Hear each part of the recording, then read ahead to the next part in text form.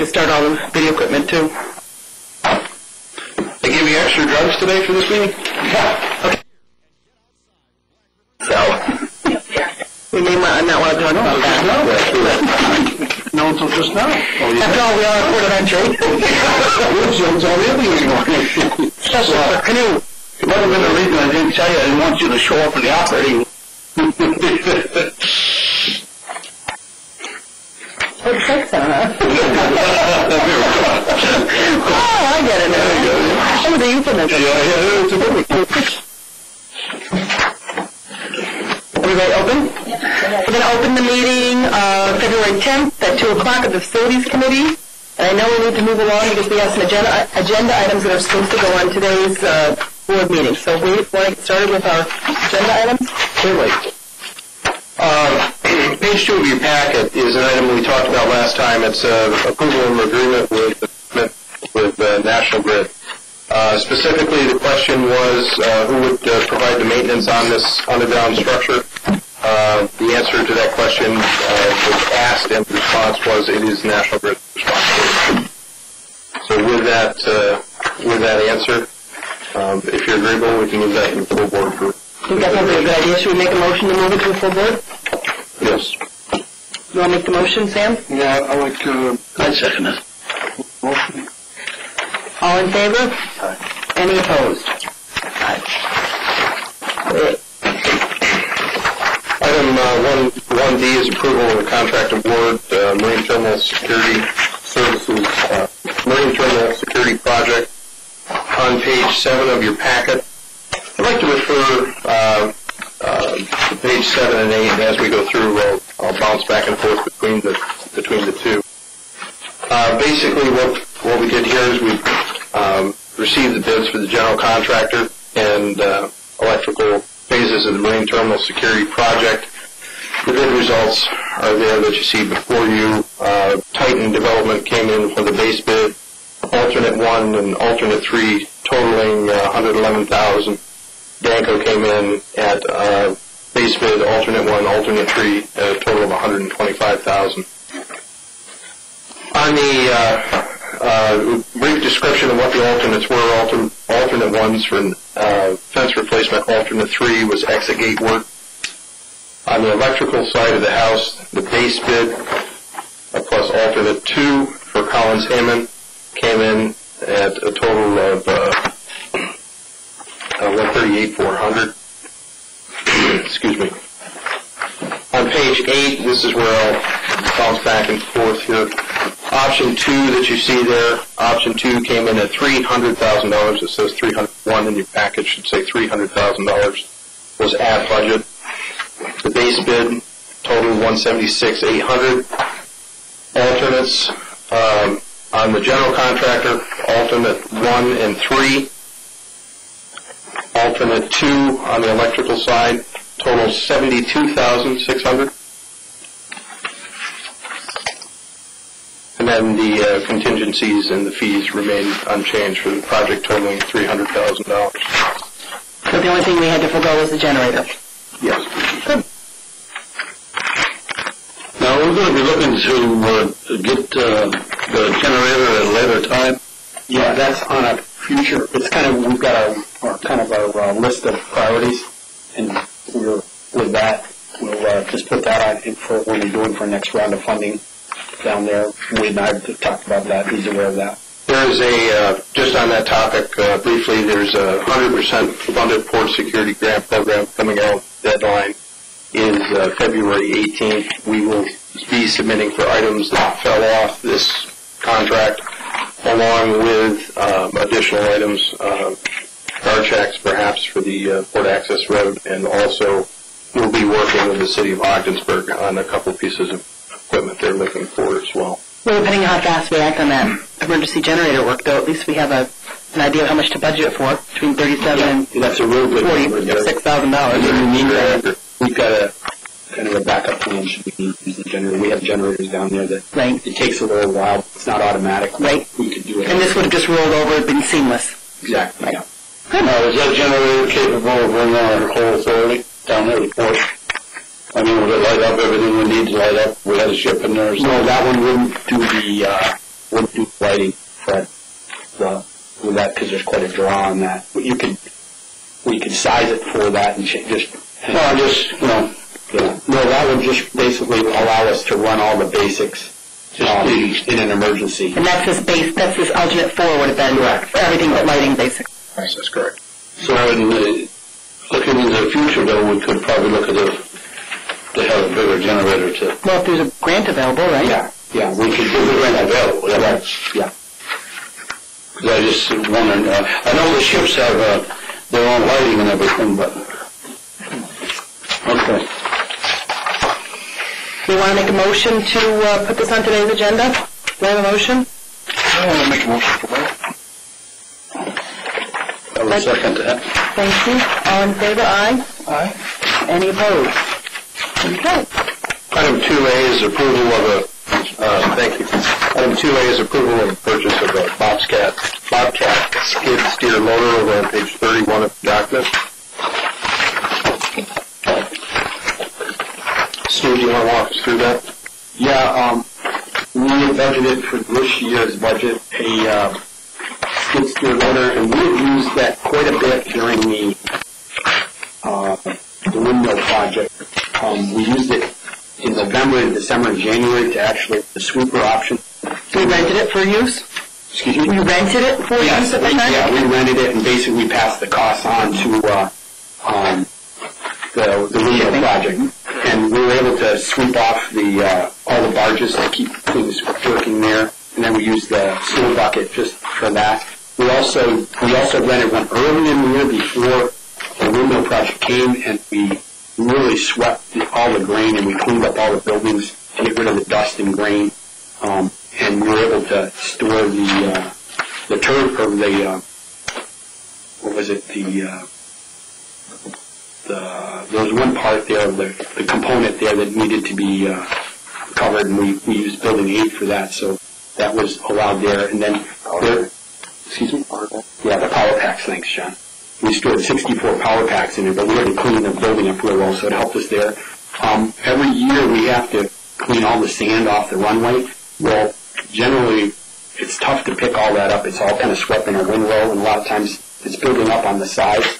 So with the attachment that we've got there, it's an enclosed sweeper, and basically once it gets full, you can dump that right there. So it just keeps it all to a one-man project. And using it up here on the border station, we go around all the parking lots and everything. It saves a lot of manpower in the one-man job with that. Then on the other end of it is there's a 72-inch or 84-inch snowblower attachment. That would really work out well in a lot of places. It would help us around the terminal at the airport.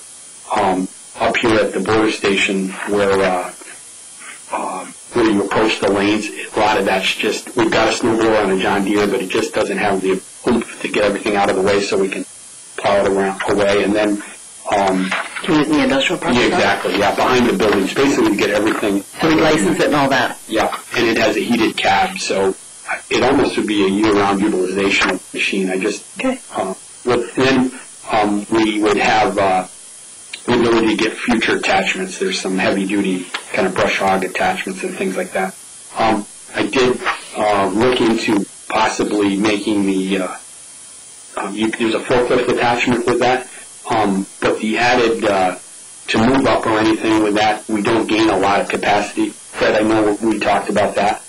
The next highest one will only grab you a half a ton of lifting capacity if you went to the real high end with the Bobcat there. So I think right now the one that we spec will work for us, but we don't gain that much more. We were thinking possibly using forklift attachment, which we can, but it won't lift quite as much as our regular forklifts. What about our ditching we use? Anything, can we use it for any of our ditching we do? I think you can get a small backhoe attachment for it, Mary, and I'm not sure. There might be a couple other attachments that might be helpful. I know they do make like a front end kind of. I know regularly we've had a plan in which we keep our areas de-watered by ditching, and I'm just thinking maybe that might be something we wouldn't have to hire out. Yeah, it's all, since it's skid steer and four-wheel drive, you probably get into areas a little bit. Okay. That's a good point. Mm-hmm. One question for, mostly for Wade, And Mark, when I looked through the specs for this, which is highly technical, I'm sure, it doesn't say anything about being BART compliant or low sulfur diesel. I've got that. No. Is it in the invoicing? No. If it's not, can we add it to the resolution so that when we get audited, that they'll understand that the reason we bought this, or one of the reasons we bought this, is that it was BART compliant and low sulfur diesel? Yeah, Mary, it's bought on a state contract, and there's a... Will they leave us alone on our resolution then because of that, because it was bought on a state contract, or should we put something in our resolution that says we're BART compliant? All I know is this is the part of the state contract that specifies that a vendor has to supply only BART compliant, and so that with that, anything after 2007 is automatically uses low sulfur diesel and is BART compliant. It's understood, but this would document that. So we'll have that in our files. We don't need that in our resolution. Okay. I think we should add it to the resolution. No, it's not. That's what it's for. Because what they do is they audit our resolutions, right? They don't audit our reports. Oh, okay. That's mentioned. And all I would say is for the purchase of a BART compliant, low sulfur, S185 Bobcat skid, you know what I'm saying? Just so that, I didn't know they got it that way. Okay, that's good to know. yeah, they audit our resolutions. Okay. For money, too. Like when we do contracts, when they match up our contracts, they match up our resolutions. Okay. So so if I may add the words BART compliant and low sulfur diesel in front of that S185, I'll make the motion that we put it on tonight's agenda. You actually could take that paragraph down there if you wanted to. Oh, on the resolution, I see, Mary. On the resolution. Because that's what they audit. It's up. You know? Yeah, right. It's a report. But I think if we just add the purchase of a BART compliant and low sulfur diesel S185 Bobcat skid steer loader, I think we're all set. Well, you might just take that whole paragraph there and put it down there. But I think if we have this in there, that's all they can. Yeah, I think. With the motion. Okay, thank you, Fred. I'll call for a vote. Aye. Aye. Anybody opposed? Okay, passed. All right, the Ogdensburg International Airport. There are three unique items there, one with Danco, one with S&L, one with Northern Mechanicals, and one Optech.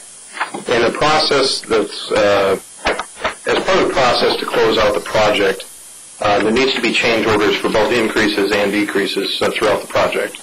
We've done increases, we've done net change orders. We, however, have not done decreases. So as a result, there are four items here associated with decreases. The Danco one is roughly a $4,000 reduction, S&L Electric $15,000 reduction, $3,500 on Northern Mechanicals, and $3,300 on Optech on the respective projects.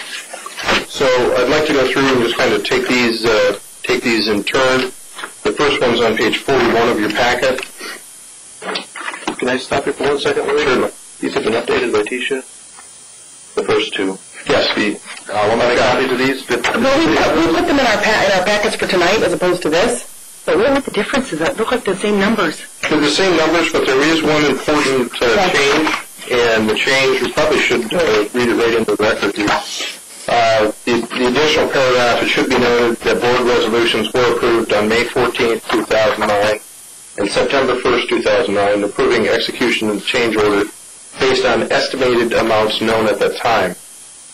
Change order was executed, and for housekeeping purposes, today's resolution supersedes the prior resolutions to confirm the actual numbers in lieu of estimated figures. I see the extra language. I'm sorry. I'm always looking at the numbers, saying you changed the numbers. We didn't, just the language. My apologies. Anything else? No. I make a motion to adopt. I'll second. Make a call for a vote. Everyone in favor? Aye. Anyone opposed? Passes. Page 53 of your document deals with S&L Electric. This is on the transient hangar project. This is a $15,000 decrease. Again, the updated version has that extra phrase in there that references the May 14th and September 2009 board resolutions.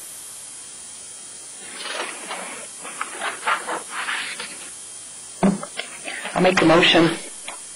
Second. All in favor? Aye. Aye. Anyone opposed? That'll go on tonight's agenda as well. Jumping over to page 76. Same project, transient hangar. This one is with Northern Mechanical. This is a reduction of $3,530. Decrease in this change order. And this doesn't have any other separate board resolution that needs to be attached for language, right? That's correct. Okay. I'll make the motion. Sam seconds. Anyone opposed? All in favor? Aye. Aye. Anyone opposed? That goes on tonight's agenda, please. Different project, same scenario, a decreased change order. This is a decreased change order over on page 81 of your packet. This refers to the hangar demolition project with Optech, $3,275.59 decrease. And these were all found mostly for Sam's benefit, because all people in the accounting department were matching up our resolutions with the contract and realized that we had some numbers that sounded better. Yes. It's also important to note that, I apologize for the interruption, it is also important to note that we have addressed this issue and closed this loop with our engineers, CNS. Normally we would see these a little bit more timely than what we have. I'll make the motion. Second. All in favor? Aye. Anyone opposed? Please put that on the agenda tonight, too. The amount of all these changes. Well, 3. Not added 15. Is that money available later? Or how's this? There'll be less spending. 22. 26-ish? No, I guess it's not available. The project will be closed out with that, with those changes. So what happens to the money? Am I missing something here? Less match again. Right, less match, because we have, what, we got 5%? They've allotted that amount of money and it goes back to the FAA. We can't use it for anything else? No, we can't. That's my question. We can't roll it over to another project. I wish we could, but we can't. Can we try? Okay. That's all I was wondering. Do we have any handling costs? Wait a minute. There was some charts back with